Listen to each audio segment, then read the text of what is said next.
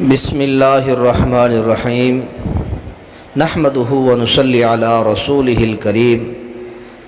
بیوی کو جو حق مہر دیا جاتا ہے وہ بیوی کی ملکیت ہی ہوتا ہے۔ اگر اس کی اجازت کے بغیر شوہر یا سسر اس کو استعمال کرتا ہے تو انہوں نے ایک ظلم کیا، اور ظلم کے طریقے کے ساتھ انہوں نے بیوی کا ملکیت کا مال انہوں نے کھایا، تو ان کو وہ مال لوٹانا ضروری ہوگا، ورنہ وہ اللہ کے ہاں مجرم قرار پائیں گے۔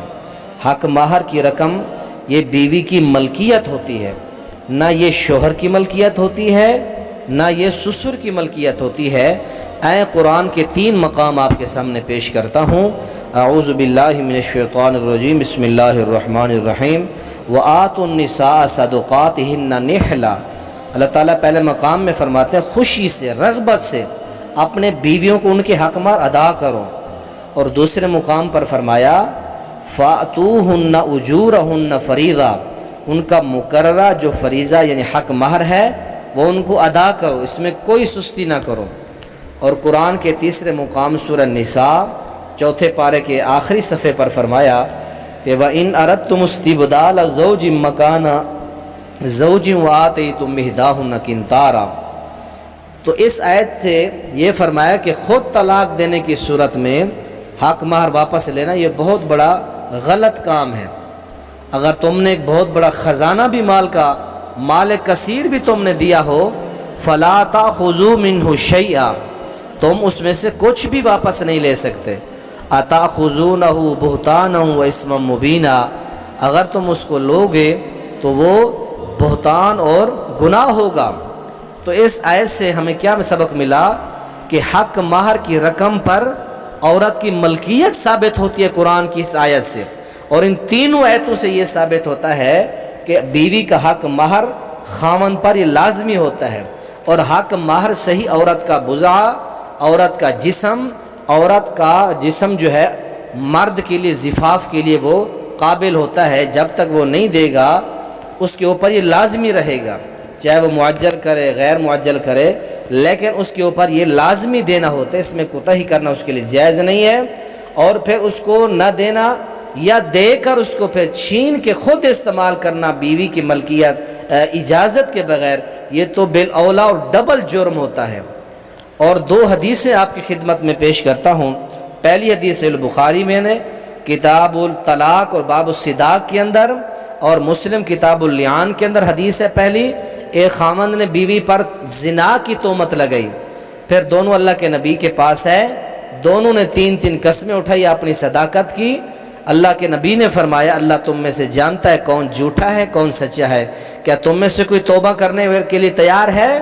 تو دونوں میں سے کوئی آگے نہ بڑھا۔ بالآخر شوہر نے کہا اللہ کے نبی جی، میں نے اس عورت کو جو حق مہر دیا تھا اس کی بابت آپ کیا فرماتے ہیں؟ تو آپ نے فرمایا کہ اسی کے بدلے تو یہ تیرے لیے حلال ہوئی تھی، کیا تو اس کو لینا چاہتا ہے؟ اب حق مہر کی وجہ سے تیری بیوی تیرے لیے حلال ہوئی تھی، اور اب تو نے اس کے اوپر جھوٹی تہمت لگا دی ہے زنا کی، پھر تو ناممکن بات ہو گئی کہ حق مہر تیرے پاس واپس آئے۔ تو یہ بخاری مسلم کے اندر روایت ہے۔ اسی طرح سنن ابی داؤد کتاب النکاح کے اندر ایک روایت ہے، صحابی نے کنواری لڑکی سے نکاح کیا، تو جب اس سے ملا تو دیکھا وہ زنا کا اس کو حمل ہے، اس نے شکایت کی، آپ نے اس کو الگ کر دیا، اس کے اوپر کوڑوں کی جو ہے حکم جاری فرمایا، اور فرمایا کہ اس کا جو حق مہر ہے وہ صحابی سے دلوایا آپ نے۔ تو آپ نے فرمایا کہ اس کے جو یہ مہر تھا اس کی حلت کا یہ سبب تھا، یعنی اس سے حق مہر نبی علیہ السلام نے حق مہر لے کر اس لڑکی کو دیا۔ تو یہ حدیث سنن ابی داؤد کے اندر آتی ہے کتاب النکاح کے اندر۔ یہ 2 احادیث اور 3 آیات، ان 5 چیزوں سے ہمیں کیا سبق ملتا ہے؟ حق مہر کی رقم پر عورت کی ہی ملکیت ہوتی ہے، نہ شوہر کی ہوتی ہے نہ سسر کی۔ اگر سسر نے اپنی بہو کا سونا اس کی اجازت کے بغیر استعمال کیا ہے تو وہ ادا کرے۔ حقوق العباد غصب کرنا یہ تباہی ہے۔ صحیح مسلم میں حدیث ہے، ایک مظلوم اللہ کی بارگاہ میں مقدمہ پیش کرے گا، اللہ آکل مال ہذا، اس نے میرا مال غصب کیا تھا، ناجائز کھایا تھا۔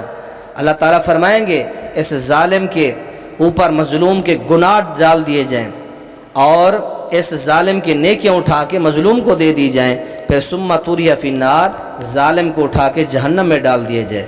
تو اس لیے کسی کا حق دبانا، مال کھانا انتہائی تباہی ہے، اس کی ضرور اللہ نے پوچھ کرنی ہے۔